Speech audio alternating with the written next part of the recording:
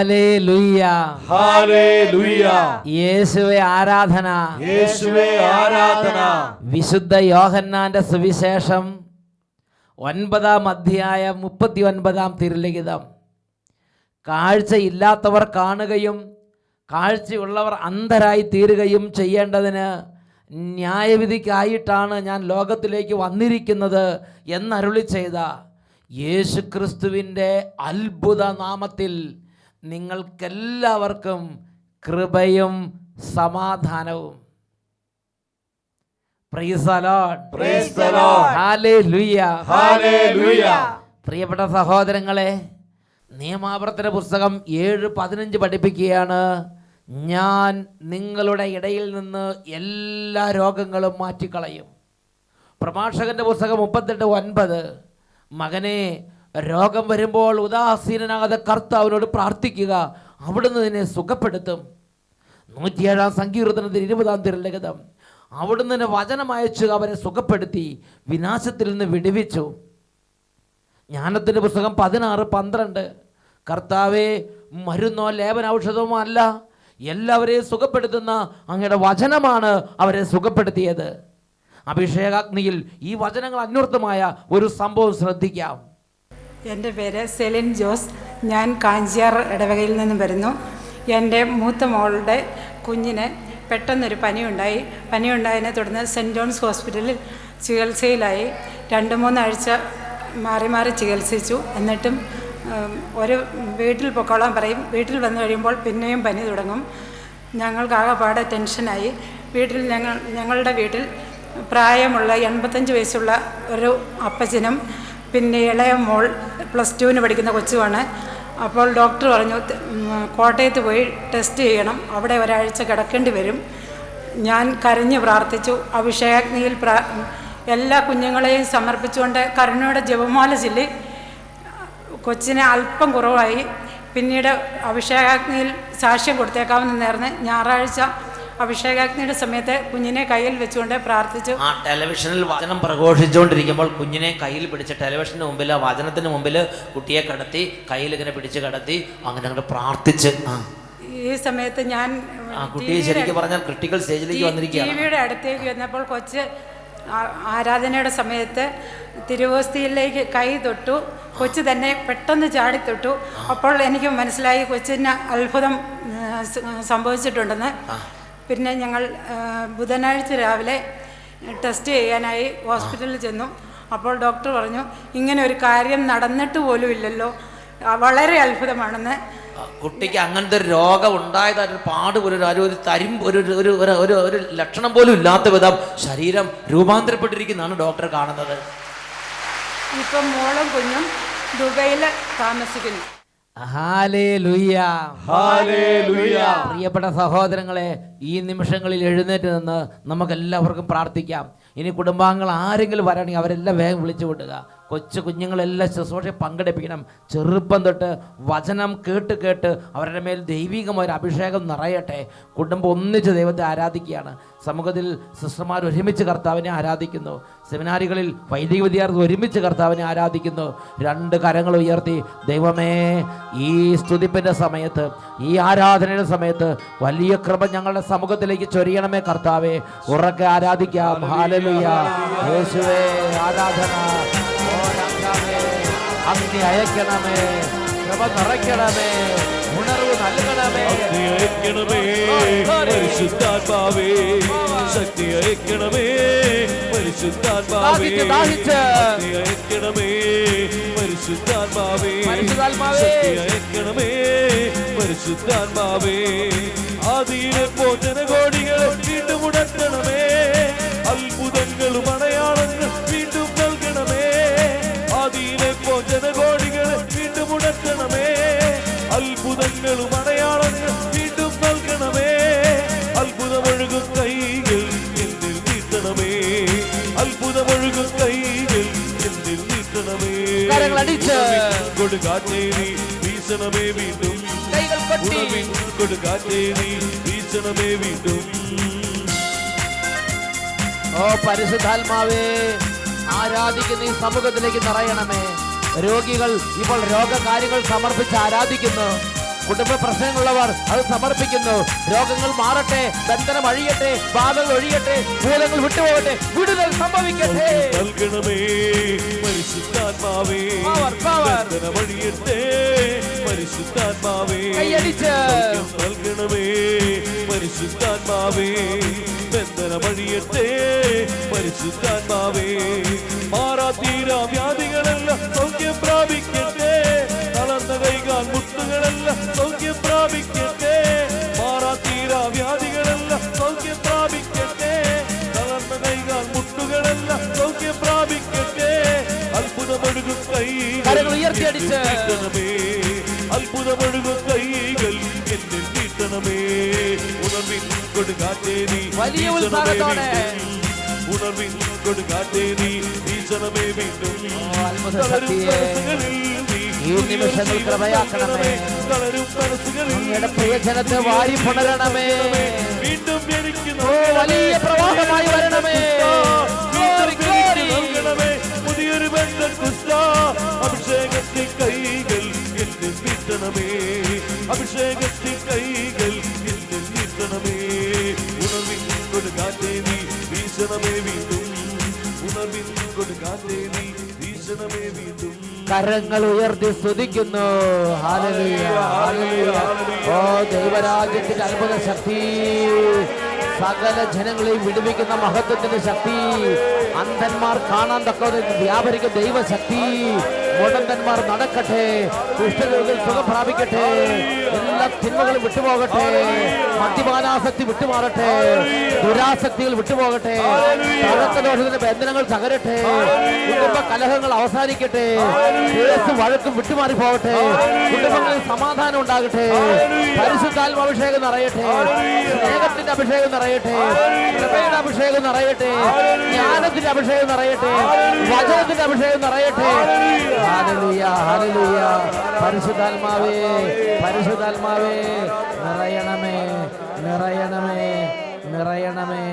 Hallelujah, hallelujah. പരിശുദ്ധാത്മാവേ ആരാധന, യേശുവേ ആരാധന, യേശുവേ സ്തോത്രം. Praise the Lord. Praise the Lord. Hallelujah. Hallelujah. സ്വസ്ഥാനങ്ങളിലേക്ക് ഇരുന്ന് നമുക്ക് ദൈവവചനം കേൾക്കാം. ഇന്ന് നമ്മൾ പഠിക്കാൻ എടുക്കുന്ന ദൈവവചന ഭാഗമാണ് അപ്പോസ്തല പ്രവർത്തനത്തിൽ 3-ാം അധ്യായത്തിൽ 1-ാമത്തെ തിരുലിഖിതം. ഒരു ദിവസം 9-ാം മണിക്കൂറിലെ പ്രാർത്ഥനയ്ക്ക് പത്രോസും യോഹന്നാനും ദേവാലയത്തിലേക്ക് പോവുകയായിരുന്നു. Hallelujah, hallelujah. ദൈവമക്കളെ, നമ്മുടെ ഈ കാലഘട്ടത്തിൽ നാം ജീവിക്കുന്ന ഈ സമൂഹത്തിൽ ഇപ്പോൾ അനേകം വ്യക്തികളെ തിന്മ ഒരു പ്രത്യേക വിധം പീഡിപ്പിക്കുകയാണ്. അവരിൽ തിന്മയുടെ അരൂപി ഒരു ചിന്ത ജ്വലിപ്പിക്കുകയാണ്. എന്തിനാണ് ദേവാലയത്തിലേക്ക് പോകുന്നത്? എന്തിനാണ് തീർത്ഥാടനങ്ങൾക്ക് പോകുന്നത്? ഞാൻ എൻ്റെ വീട്ടിലിരുന്ന് പ്രാർത്ഥിച്ചാൽ പോരെ? എന്തിനാണ് ഈ ജനങ്ങളെല്ലാം കൂടി ധ്യാനത്തിന് പോണത്? ഇവരെല്ലാം ഈ മലയാറ്റൂരിനെല്ലാം ഇങ്ങനെ പോകേണ്ട കാര്യമുണ്ടോ? അല്ലെങ്കിൽ വേളാങ്കണ്ണിക്ക് ഇങ്ങനെ പോകേണ്ട കാര്യമുണ്ടോ? അല്ലെങ്കിൽ എല്ലാ ഞായറാഴ്ച ഇങ്ങനെ പള്ളിയിലേക്ക് പോകുന്നു. ഞാൻ അനീതി പ്രവർത്തിക്കുന്നില്ല, ഞാൻ തിന്മ ചെയ്യുന്നില്ല, ഞാൻ കൈക്കൂലി വാങ്ങുന്നില്ല, ഞാൻ പള്ളിയിലും പോകുന്നില്ല. കാരണം എൻ്റെ ഹൃദയത്തിൽ ദൈവമുണ്ട്. അനേകരുടെ ജീവിതം അവർ നല്ല ജീവിതം നയിക്കുന്നു. പക്ഷേ ദേവാലയത്തെയും ദേവാലയ കർമ്മങ്ങളെയും അംഗീകരിക്കാനും ഉൾക്കൊള്ളാനും അവർക്ക് സാധിക്കുന്നില്ല. മനുഷ്യനിർമ്മിതമായ, കരങ്ങളാൽ നിർമ്മിതമായ ദേവാലയത്തിൽ അല്ല ദൈവം വസിക്കുന്നത് എന്ന് എന്തോ ഒരു തെറ്റിദ്ധാരണ ഹൃദയങ്ങളെ ഗ്രസിച്ചിരിക്കുകയാണ്. അനേക രാജ്യങ്ങളിൽ, വിദേശ രാജ്യങ്ങളിൽ കാണുന്നത് ദേവാലയ കർമ്മങ്ങളിൽ നിന്നും ദേവാലയത്തിലും ജനം ബഹുദൂരം അകന്നു പോയിരിക്കുകയാണ്. കേരളത്തിലും അനേകം യുവതിവാക്കന്മാരെ, പ്രത്യേകിച്ച് അല്പം പഠിക്കാനൊക്കെ പോയിട്ടുള്ള യുവതിവാക്കന്മാരെ ഇങ്ങനെയുള്ള ദുർചിന്തകൾ പീഡിപ്പിക്കുന്നുണ്ട്. ഇങ്ങനെയുള്ള ചിന്തകളാൽ അവരുടെ ഹൃദയത്തിലേക്ക് ദുഷ്ടാരൂപി ചില കളകൾ വിതയ്ക്കുന്നുണ്ട്. അതുകൊണ്ട് ദൈവത്തിൻ്റെ പദ്ധതി പ്രകാരം ദൈവം ദേവാലയത്തെ എങ്ങനെ കാണുന്നു എന്ന് ഞാനും നിങ്ങളും മനസ്സിലാക്കണം. Hallelujah, hallelujah, hallelujah. ഹല്ലേലൂയ. പ്രിയപ്പെട്ട സഹോദരങ്ങളെ, സഭ പറഞ്ഞിട്ടുള്ളത് കൊണ്ടോ അല്ലെങ്കിൽ ഒരു വൈദികൻ പറഞ്ഞിട്ടുള്ളത് കൊണ്ടോ അല്ലെങ്കിൽ നമ്മുടെ വീട്ടിലെ അപ്പനും അമ്മയും പറഞ്ഞിട്ടുള്ളത് കൊണ്ടോ അല്ല നാം ദേവാലയത്തിലേക്ക് പോകുന്നത്. ദേവാലയത്തിലേക്ക് ഞാനും നിങ്ങളും പോകണം എന്നുള്ളത് ദൈവത്തിൻ്റെ നിശ്ചയമാണ്. Praise the Lord, praise the Lord, hallelujah, hallelujah. പുറപ്പാടിന്റെ പുസ്തകത്തിൽ 20-ാം അധ്യായത്തിൽ 24-ാം തിരുലിഖിതം, എൻ്റെ നാമം അനുസ്മരിക്കാൻ ഞാൻ ഇടവരുത്തുന്നിടത്തൊക്കെ ഞാൻ നിങ്ങളുടെ അരികിലേക്ക് വന്ന് നിങ്ങളെ അനുഗ്രഹിക്കും. അപ്പോൾ ദൈവത്തിൻ്റെ നാമം വഹിക്കാൻ ദൈവം ഇടവരുത്തുന്ന സ്ഥലമാണ് ദേവാലയം. പുറപ്പാടിൻ്റെ പുസ്തകത്തിൽ 20-ാം അധ്യായം 24-ാം തിരുലിഖിതത്തിൽ പഠിപ്പിക്കുകയാണ്, എൻ്റെ നാമം അനുസ്മരിക്കാൻ ഞാൻ ഇടവരുത്തുന്നിടത്തൊക്കെ ഞാൻ നിങ്ങളുടെ അരികിലേക്ക് വന്ന് നിങ്ങളെ അനുഗ്രഹിക്കും. അപ്പോൾ ദൈവത്തിൻ്റെ നാമം അനുസ്മരിക്കാൻ ദൈവം ഇടവരുത്തുന്ന സ്ഥലങ്ങൾ ഞാനും നിങ്ങൾ ഗവനിക്കണം. ഏതാണ് ആ സ്ഥലങ്ങൾ? അതിനെക്കുറിച്ച് വീണ്ടും വചനം പഠിപ്പിക്കുന്നുണ്ട്. അതാണ് നിയമാവർത്തന പുസ്തകത്തിൽ 12-ാം അധ്യായത്തിലെ 11-ാം തിരുലിഖിതം. വചനം വായിക്കുന്ന ഇങ്ങനെയാണ്, അപ്പോൾ തൻ്റെ നാമം സ്ഥാപിക്കാനായി നിങ്ങളുടെ ദൈവമായ കർത്താവ് ഒരു സ്ഥലം തിരഞ്ഞെടുക്കും. ഞാൻ നിങ്ങളോട് കൽപ്പിക്കുന്നവയെല്ലാം, നിങ്ങളുടെ ദഹനബലികളും മറ്റ് ബലികളും ദശാംശങ്ങളും നീരാജനങ്ങളും കർത്താവിന് നേരുന്ന എല്ലാ ഉത്തമ വസ്തുക്കളും നിങ്ങൾ അവിടേക്ക് കൊണ്ടുവരണം. അപ്പോൾ ദൈവം തൻ്റെ നാമം അനുസ്മരിക്കാൻ ഇടവരുത്തുന്ന സ്ഥലമെന്ന് പറയുന്നത് ദൈവം തിരഞ്ഞെടുക്കുന്ന ഒരു സ്ഥലമാണ്. തൻ്റെ നാമം സ്ഥാപിക്കാൻ വേണ്ടി ദൈവം ഒരു സ്ഥലം തിരഞ്ഞെടുക്കും എന്ന് ദൈവവചനത്തിലൂടെ ദൈവം പഠിപ്പിച്ചിരിക്കുകയാണ്. വീണ്ടും നിയമാവർത്തന പുസ്തകത്തിൽ 12-ാം അധ്യായം 13-ഉം 14-ഉം തിരുലിഖിതങ്ങൾ, തോന്നുന്നിടത്തൊക്കെ നിങ്ങൾ ദഹനബലി അർപ്പിക്കരുത്. നിങ്ങളുടെ ഗോത്രങ്ങൾ ഒന്നിൽ നിന്ന് കർത്താവ് തിരഞ്ഞെടുക്കുന്ന സ്ഥലത്ത് നിങ്ങൾ ദഹനബലി അർപ്പിക്കുകയും ഞാൻ ആജ്ഞാപിക്കുന്നതെല്ലാം അനുഷ്ഠിക്കുകയും ചെയ്യുവീൻ. അപ്പോൾ ദൈവം ഒരു സ്ഥലം തിരഞ്ഞെടുക്കും. ആ തിരഞ്ഞെടുത്ത് കഴിഞ്ഞിട്ട് ആ സ്ഥലത്ത് തൻ്റെ നാമം അവിടുന്ന് സ്ഥാപിക്കും. അവിടേക്ക് നിങ്ങൾ വന്ന് നിങ്ങളുടെ ആത്മീയ കാര്യങ്ങൾ അനുഷ്ഠിക്കുവീൻ എന്ന് ദൈവവചനത്തിലൂടെ ദൈവമക്കളെ ദൈവം പഠിപ്പിച്ചിരിക്കുകയാണ്. ഉറക്കെ പറയാ ഹല്ലേലൂയ, ഹല്ലേലൂയ. പ്രിയപ്പെട്ട സഹോദരങ്ങളെ, ഈ ഒരു കാര്യം ഹൃദയം കൊണ്ട് ഞാനും നിങ്ങളും അംഗീകരിക്കണം. പ്രിയ യുവാക്കന്മാരെ, പ്രിയപ്പെട്ട കുട്ടികളെ, ഒരു കാര്യം മനസ്സിലാക്കണം. അപ്പനും അമ്മയും ഇങ്ങനെയുള്ള കാര്യങ്ങൾ നമ്മളോട് പറയുമ്പോൾ അവർ വെറുതെ പറയുന്നതല്ല. നൂറ്റാണ്ടുകളായി തലമുറയായി നമ്മുടെ പൂർവികർ ജീവിച്ച് അനുഭവിച്ച ആ വലിയ ദൈവിക രഹസ്യങ്ങൾ, ദൈവശക്തി അനുഭവിച്ച അവർ ആ കാര്യം നമുക്കായി പകർന്നു തരികയാണ്. നാം അത് അവധാനപൂർവ്വം ചിന്തിച്ച് മനസ്സിലാക്കിയെടുക്കണം. ഉറക്കെ പറഞ്ഞേ hallelujah, hallelujah. Price the Lord, praise the Lord. ദേവാലയത്തിലേക്ക് പോകാൻ പറയുമ്പോൾ നമ്മൾ പോകണം. ബലിയർപ്പണത്തിൽ പങ്കുചേരാൻ പറയുമ്പോൾ പങ്കുചേരണം. ഞാൻ പാപം ചെയ്യാതിരിക്കുന്ന ആളാണ്, ഞാനൊരു തെറ്റും ചെയ്യുന്നില്ല, അങ്ങനെ പറഞ്ഞ് കുമ്പസാരത്തിൽ നിന്നും കൂദാശകളിൽ നിന്നും പ്രാർത്ഥനകളിൽ നിന്നും ദൈവത്തിൽ നിന്നും ദേവാലയത്തിൽ നിന്നും വൈദികരിൽ നിന്നും അകന്നു നിൽക്കരുത്. അവർ മോശയുടെ സിംഹാസനം ഇരിക്കുന്നവരാണ്. ഉറക്കെ പറഞ്ഞേ ഹല്ലേലൂയ, ഹല്ലേലൂയ. ഒരു വൈദികന്റെ ജീവിതത്തിൽ കുറേ വീഴ്ചകളും പരാജയങ്ങളും ഉണ്ടെങ്കിലും ദൈവത്തിൻ്റെ വചനം പഠിപ്പിക്കുകയാണ്, അവർ ചെയ്യുന്നതോ അവർ പറയുന്നതോ എന്നതിനേക്കാൾ കൂടുതൽ അവർ ഇരിക്കുന്നത് മോശയുടെ സിംഹാസനത്തിലാണ് എന്ന് മനസ്സിലാക്കി നാം അവർക്ക് അർഹിക്കുന്ന ബഹുമാനവും ആദരവും കൊടുത്ത് ദേവാലയത്തിൽ പോയി ദൈവിക കർമ്മങ്ങളിൽ നമ്മൾ പങ്കുചേരണം. ഇതിനെക്കുറിച്ച് വിശുദ്ധ ലൂക്കായുടെ സുവിശേഷത്തിൽ 2-ാം അധ്യായത്തിൽ 39-ഉം 40-ഉം തിരുലിഖിതങ്ങൾ, അവിടെ നമ്മൾ വായിക്കുന്നത് എങ്ങനെയാണ്, കർത്താവിൻ്റെ നിയമപ്രകാരം എല്ലാം നിവർത്തിച്ച ശേഷം അവർ സ്വനഗരമായ ഗലീലയിലെ നസറത്തിലേക്ക് മടങ്ങി. ശിശു വളർന്നു, ജ്ഞാനം കൊണ്ട് നിറഞ്ഞു ശക്തനായി, ദൈവത്തിൻ്റെ കൃപ അവൻ്റെ മേലുണ്ടായിരുന്നു. യേശുക്രിസ്തുവിൻ്റെ മാതാപിതാക്കന്മാർ യേശുക്രിസ്തുവിനെ ഈ ദേവാലയ കർമ്മങ്ങളിൽ പങ്കെടുപ്പിക്കുന്ന ഒരു കാര്യത്തെക്കുറിച്ചാണ് വിശുദ്ധ ലൂക്കായുടെ സുവിശേഷം 2-ാം അധ്യായം 39-40 തിരുലിഖിതങ്ങളിൽ നാം വായിക്കുന്നത്. അവർ കൽപ്പന പ്രകാരമുള്ള, സമുദായത്തിൻ്റെ ആചാരപ്രകാരമുള്ള, മതനിഷ്ഠപ്രകാരമുള്ള എല്ലാ കാര്യങ്ങളും നിവർത്തിച്ചു. മതനിഷ്ഠ, മതപരമായ കാര്യങ്ങൾ, സഭാപരമായ കാര്യങ്ങൾ, ആത്മീയമായ ദേവാലയ കർമ്മങ്ങൾ, ഇതൊന്നും നിസ്സാരമല്ല സഹോദരങ്ങളെ.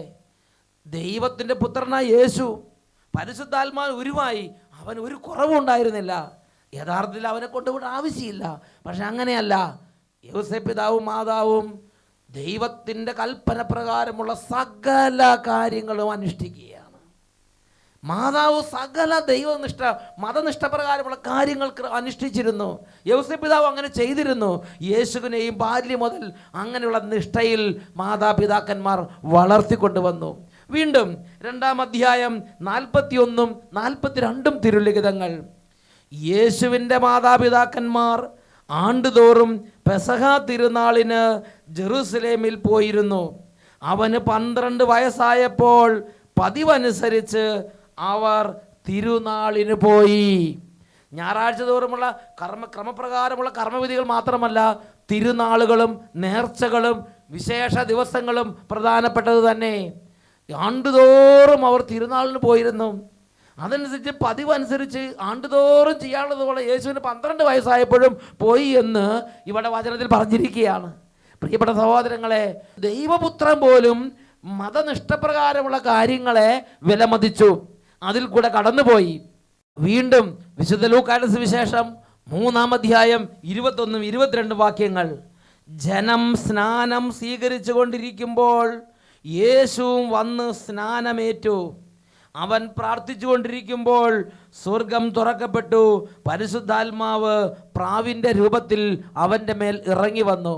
സ്വർഗത്തിൽ നിന്ന് ഒരു സ്വരവും ഉണ്ടായി, നീ എൻ്റെ പ്രിയപുത്രൻ, നിന്നിൽ ഞാൻ പ്രസാദിച്ചിരിക്കുന്നു. പ്രിയപ്പെട്ട സഹോദരങ്ങളെ, സ്നാപകയോഹന്നാൻ പ്രസംഗിച്ച അനുതാപത്തിൻ്റെ ജ്ഞാനസ്നാനം യേശു സ്വീകരിക്കേണ്ട ആവശ്യമുണ്ടായിരുന്നില്ല. സ്നാപകൻ തടഞ്ഞു. എന്നാൽ യേശു പറഞ്ഞു, ഇപ്പോൾ ഇത് നിവർത്തിതമാകട്ടെ. പ്രിയപ്പെട്ട സഹോദരങ്ങളെ, അങ്ങനെ മതനിഷ്ഠപ്രകാരമുള്ള സകല കാര്യങ്ങൾക്ക് തന്നെ വിധേയപ്പെടുത്തുന്ന യേശുവിനെയാണ് വിശുദ്ധ ലൂക്കായുടെ സുവിശേഷത്തിൽ 3-ാം അധ്യായത്തിൽ ഇവിടെ നമ്മൾ കാണുന്നത്. യേശു ആത്മീയ കാര്യങ്ങളെ, പ്രത്യേകിച്ച് മതപരമായ കാര്യങ്ങളെ, സമുദായത്തിൻ്റെ നിഷ്ഠകളെ, ദൈവത്തിൻ്റെ ജനം ആദ്യം മുതലേ അനുഷ്ഠിച്ചു വന്നിരുന്ന കർമ്മവിധികളെ ഒന്നും തെറ്റിക്കാൻ നിന്നില്ല. ഉറക്കെ പറയാ ഹല്ലേലൂയ, ഹല്ലേലൂയ. നമ്മുടെ ഈ കാലഘട്ടത്തിൽ നമ്മുടെ ദേവാലയത്തിലേക്ക് പോകണം. അന്നത്തെ യേശുവിൻ്റെ കാലഘട്ടത്തിൽ യേശു പുരോഹിത പ്രമുഖന്മാരെയും നിയമജ്ഞരെയും ഫരിസേരെയും വെള്ളയടിച്ച കുഴിമാടങ്ങളിൽ നിന്നൊക്കെ പറഞ്ഞു നവീകരണത്തിലേക്ക് ക്ഷണിക്കുന്ന നമ്മൾ കാണുന്നുണ്ട്. നിങ്ങൾ വിജ്ഞാനത്തിന് താക്കോൽ കരസ്ഥമാക്കിയിരിക്കുന്നു, എന്നാൽ അതിലേക്ക് പ്രവേശിക്കാൻ ആരെയും സമ്മതിക്കുന്നില്ല, നിങ്ങളോ അകത്ത് പ്രവേശിക്കുന്നില്ല, നിങ്ങൾ മറ്റാരെയും അകത്ത് വരെ സമ്മതിക്കുന്നുമില്ല എന്നെല്ലാം പറഞ്ഞ് യേശു ശകാരിക്കുന്ന ഭാഗങ്ങളും ബൈബിളിൽ നമ്മൾ കാണുന്നുണ്ട്. പ്രിയപ്പെട്ട സഹോദരൻ, എന്ന് വിചാരിച്ച് ദേവാലയ കർമ്മങ്ങളിൽ നിന്നും മതനിഷ്ഠകളിൽ നിന്നും യേശു മാറി അങ്ങനെ ഒരു രീതിയിലല്ല യേശു പോകുന്നത്. കാരണം ദേവാലയവും ദേവാലയ കേന്ദ്രീകൃതമായ കർമ്മവിധികളും ദൈവത്തിൻ്റെ ജ്ഞാനത്താൽ ദൈവം ജനത്തിന് വെളിപ്പെടുത്തി കൊടുത്തിട്ടുള്ളതാണ്. ഏതെങ്കിലും വൈദികൻ്റെയോ ഏതെങ്കിലും മതാധികാരികളുടെയോ കുറവുകൾ കണ്ട് ആ ഒരു ദേഷ്യത്തിൽ, ആ ഒരു വാശിയിൽ ദൈവത്തിൻ്റെ ക്രമീകരണങ്ങളിൽ നിന്ന് മക്കളെ അകന്നു പോകുന്നത് നന്നല്ല. ഇതിനെക്കുറിച്ച് ദൈവം നേരിട്ട് തൻ്റെ പ്രിയപ്പെട്ട ജനത്തിന് നിർദ്ദേശം നൽകിയിട്ടുണ്ട്. അതാണ് ലേവ്യരുടെ പുസ്തകം 19-ാം അധ്യായത്തിലെ 30-ാമത്തെ തിരുലിഖിതം. അവിടെ നമ്മൾ വായിക്കുന്നത് എങ്ങനെയാണ്? നിങ്ങൾ എൻ്റെ സാബത്ത് ആചരിക്കുകയും എൻ്റെ വിശുദ്ധ സ്ഥലത്തെ ബഹുമാനിക്കുകയും ചെയ്യുവീൻ.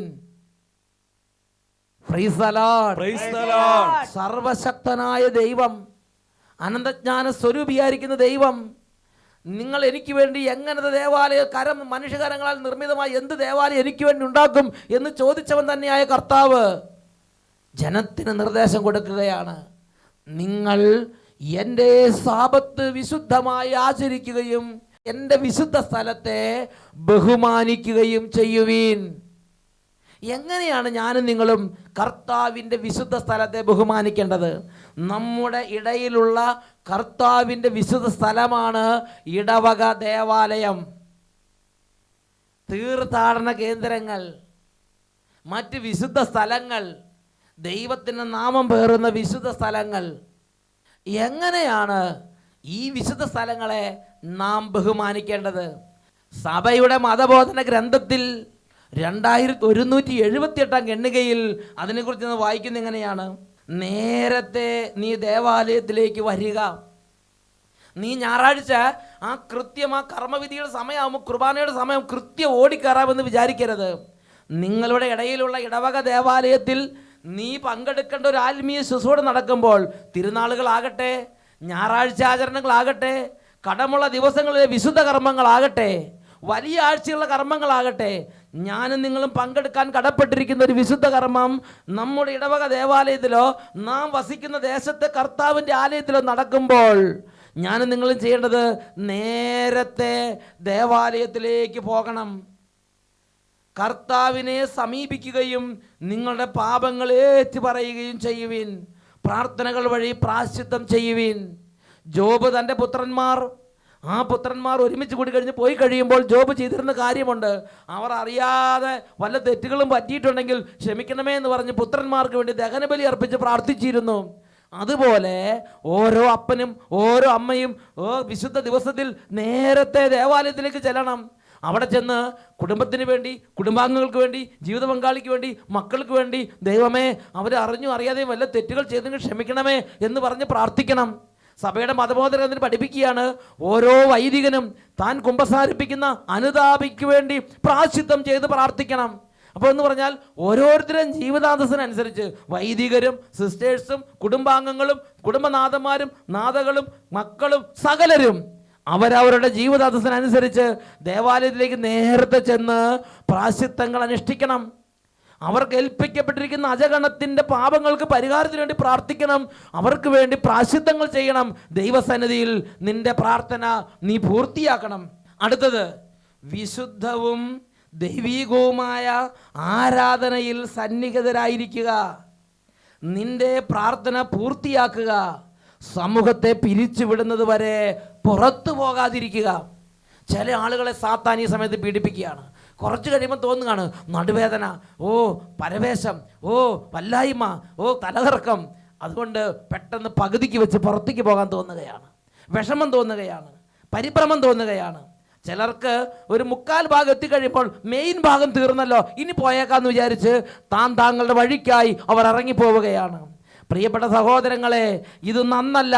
ഇത് എനിക്ക് നിങ്ങൾക്ക് ദോഷം വരുത്തും. കാരണം ആത്മീയ കാര്യങ്ങൾ അശ്രദ്ധയോടെ കൈകാര്യം ചെയ്യരുത് എന്ന് ദൈവത്തിൻ്റെ വചനം പഠിപ്പിച്ചിരിക്കുകയാണ്. നീ ഒരു ആത്മീയ കാര്യങ്ങൾ ചെല്ലുമ്പോൾ അവിടെ ഒരു അധ്യക്ഷനുണ്ട്, അവിടെ ഒരു ലീഡറുണ്ട്. ഒരു പ്രാർത്ഥന ഗ്രൂപ്പാണെങ്കിൽ ഒരു ലീഡറുണ്ട്. ഒരു കുർബാന അർപ്പിക്കുകയാണെങ്കിൽ ഒരു മുഖ്യ കാർമ്മികനുണ്ട്. ദേവാലയ കർമ്മങ്ങൾക്കെല്ലാം അതിൻ്റെ ഒരു മുഖ്യ കാർമ്മികൻ അവിടെ ഉണ്ടായിരിക്കും. ആ കർമ്മം കഴിഞ്ഞ് നിങ്ങൾക്ക് പോകാം എന്ന് പറയുന്നത് വരെ, സമൂഹത്തെ പിരിച്ചു വിടുന്നത് വരെ നീ പുറത്തു പോകരുത്. അടുത്തതായി വീണ്ടും നാം പഠിപ്പിക്കുകയാണ്, നാം പലപ്പോഴും പറഞ്ഞിട്ടുള്ളത് പോലെ ഈ ദിവസം നിങ്ങൾക്ക് പ്രാർത്ഥനയ്ക്കും വിശ്രമത്തിനുമായി നൽകപ്പെട്ടിരിക്കുന്നു. പ്രിയപ്പെട്ട സഹോദരങ്ങളെ, വിശുദ്ധ ദിവസത്തിൽ വിശുദ്ധ ആലയത്തിലേക്ക് ചെന്ന് നന്നായിട്ട് ദൈവിക കർമ്മങ്ങളിൽ നമ്മൾ പങ്കുചേരണം. ഇങ്ങനെ വിശുദ്ധ സ്ഥലത്തെ ഞാൻ നിങ്ങൾ ബഹുമാനിക്കണം. നമുക്ക് വേഗം ചാടി എഴുന്നേൽക്കാം. ഈ നിമിഷങ്ങൾ കർത്താവിനോട് പ്രാർത്ഥിക്കുകയാണ്. കർത്താവിൻ്റെ വിശുദ്ധ സ്ഥലത്തെ ബഹുമാനിക്കാനും ദേവാലയ കർമ്മങ്ങളോട് ചേർന്നൊരു ദൈവിക അഭിഷേകത്തിന് ജീവിതം നയിക്കാനുള്ള കൃപ ദൈവമേ നൽകണമേ. 2 കരങ്ങൾ ഉയർത്തി ഉറക്കെ സ്തുതിക്കുന്നു. പരിശുദ്ധാത്മാവേ, ഞങ്ങളുടെ മേൽ നിറയണമേ. പരിശുദ്ധാത്മാവിനെ ഉറക്കെ വിളിക്കുക. 2 കരങ്ങൾ ഉയർത്തി ഒരുമിച്ച് ശക്തിയോടെ വിളിക്കുന്നു. പരിശുദ്ധാത്മാവേ, പരിശുദ്ധാത്മാവേ, നിറയണമേ. പരിശുദ്ധാത്മാവേ, പരിശുദ്ധാത്മാവേ, പരിശുദ്ധാത്മാവേ, പരിശുദ്ധാത്മാവേ, പരിശുദ്ധാത്മാവേ, പരിശുദ്ധാത്മാവേ, പരിശുദ്ധാത്മാവേ, സ്പർശിക്കണമേ. ജ്ഞാനം നൽകണമേ. വെളിപ്പെടുത്തലുകൾ നൽകണമേ. ഉണർവ് നൽകണമേ. നിഷ്ഠ നൽകണമേ, ചിട്ടയും ക്രമവും നൽകണമേ, ഡിസിപ്ലിൻ നൽകണമേ. Holy Spirit, we welcome you, Holy Spirit. Hallelujah, hallelujah.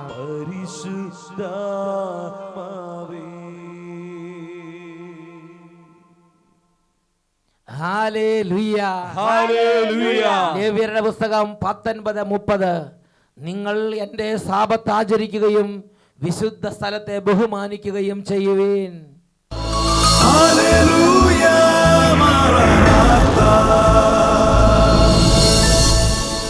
Come, Lord Jesus.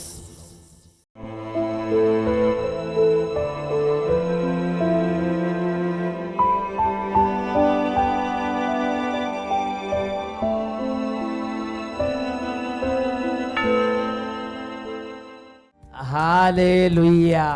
Hallelujah. പ്രിയപ്പെട്ട സഹോദരങ്ങളെ, ജീവിതത്തിൻ്റെ സകല കാര്യങ്ങളിലും നമ്മളെ നടത്താൻ കഴിവുള്ള ദൈവത്തെ പൂർണ്ണ ഹൃദയത്തോടെ വിശ്വസിക്കാനുള്ള ഒരു അനുഗ്രഹം നമുക്ക് പ്രാർത്ഥിക്കാം. 2 കരങ്ങൾ ഈശോയിലേക്ക് ഉയർത്താം. യേശുവേ, കരഞ്ഞ് നിലവിളിക്കുന്ന സമയമാണിത്. എൻ്റെ യേശു എനിക്ക് മതിയായി ഉറക്കെ വിളിക്കുന്നു. യേശുവേ, യേശുവേ, യേശുവേ, കരങ്ങൾ ഉയർത്തി വിളിക്കുന്നു. യേശുവേ, യേശുവേ, എൻ ദൈവമേ, നീ എന്നും മതിയായവൻ. യേശുവേ, എൻ ദൈവമേ, നീ എന്നും മതിയായവൻ. നീ എന്നും മതിയായവൻ. നീ എന്നും മതിയായവൻ. നീ എന്നും മതിയായവൻ. നീ എന്നും മതിയായവൻ.